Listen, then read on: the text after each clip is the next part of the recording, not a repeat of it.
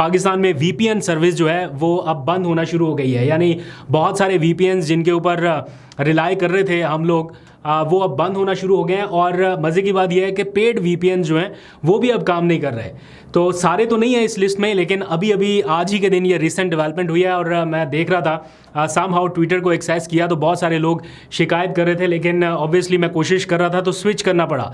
तो मुझे मालूम नहीं है कि आप लोग ये वीडियो देख पाएंगे। वैसे तो यूट्यूब ब्लॉक नहीं है, लेकिन बहुत सारे जो यूट्यूबर्स हैं या जो व्लॉग्स करते हैं यूट्यूब के ऊपर, उनके चैनल्स जो हैं वो रिस्ट्रिक्ट किए गए हैं कि बगैर वीपीएन के आप उनको एक्सेस नहीं कर पाते।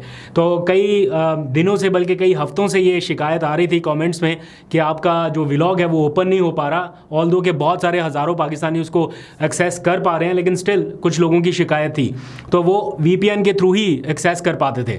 लेकिन अब जो है ये वीपीएन्स भी बंद होना शुरू हो गए। तो क्या आप लोगों के साथ भी ये मसला पेश आ रहा है?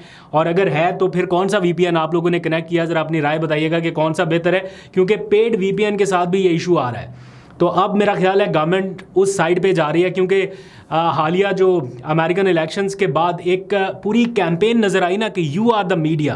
अब आप लोग मीडिया हैं और चलते फिरते हर शख्स के पास रियल टाइम इंफॉर्मेशन है जो वह फ़ौरन ट्विटर के ऊपर डालता है और सब लोगों के पास पहुंच जाती है। तो इससे पहले कि समटाइम्स इंफॉर्मेशन टीवी चैनल्स के ऊपर या अखबारात के ऊपर आए, बल्कि अखबारात में तो अगले दिन आती हैं, ट्विटर के ऊपर तो उसी टाइम आ जाती है, सोशल मीडिया के ऊपर तो उसी टाइम आ जाती है। तो अभी जो रिसेंट ट्रम्प का पूरा इलेक्शन था, ये जितना कुछ भी वहाँ पर हुआ, बाय द वे पाकिस्तान ने इसको पहले ही एक्सरसाइज कर चुके हैं।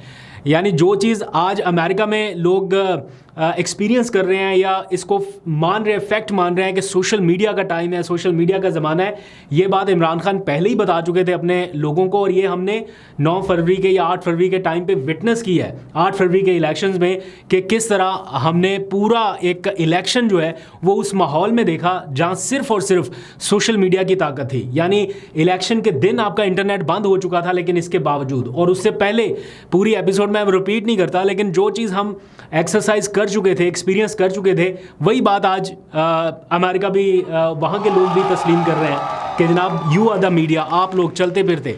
अब आप लोगों को मीडिया बनने से रोकने के लिए ये सारा कुछ हो रहा है। अब रिसेंट आप देखें ना, इमरान खान के बयानात को अगर आप देखें, उनका कोई बयान ना तो टेलीविज़न के ऊपर नशर हो रहा है, अखबारात में आ जाता था, अब अखबारात में भी नहीं आ रहा।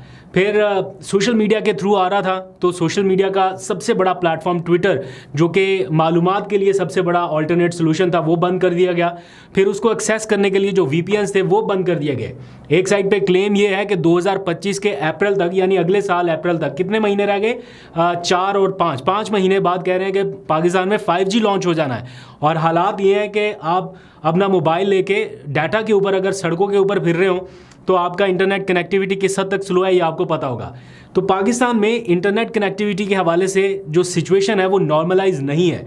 हर रोज़ कोई ना कोई नई रिस्ट्रिक्शंस, कभी कोई नया एक्सपेरिमेंट, कभी जनाब फायरवॉल का एक्सपेरिमेंट, कभी कुछ। अभी कल परसों ही स्टेटमेंट जारी की थी कि इंटरनेट की रफ्तार जो है वो बहाल कर दी गई पाकिस्तान में, अब मामूल के मुताबिक चलेगा। लेकिन आज आप फिर देख लें, वीपीएन के बगैर साइट्स को एक्सेस करना मुश्किल हो रहा है, और फिर अब वीपीएन्स भी बंद हो रहे हैं। मैं सीनियर सहाफ़ी नुसरत जावेद का एक बयान देख रहा था टीवी के ऊपर ही, वो कह रहे थे कि अगर आप रिवायती मीडिया को इस हद तक कंट्रोल कर लेंगे कि मतलब वो अपनी मर्जी से कुछ बता भी ना सके, तो फिर ऑब्वियसली लोग सोशल मीडिया की तरफ जाएंगे, फिर वो उसको as a real information source अपना लेंगे। और इस टाइम यही हो रहा था।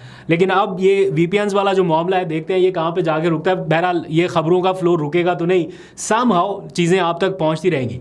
अब देखते हैं हुकूमत क्या काउंटर स्ट्रेटजी अपना रही है और फिर आवाम आगे से कैसे रिस्पॉन्ड करती है, लेकिन इसका कोई ना कोई तोड़ बहरहाल ज़रूर निकलेगा।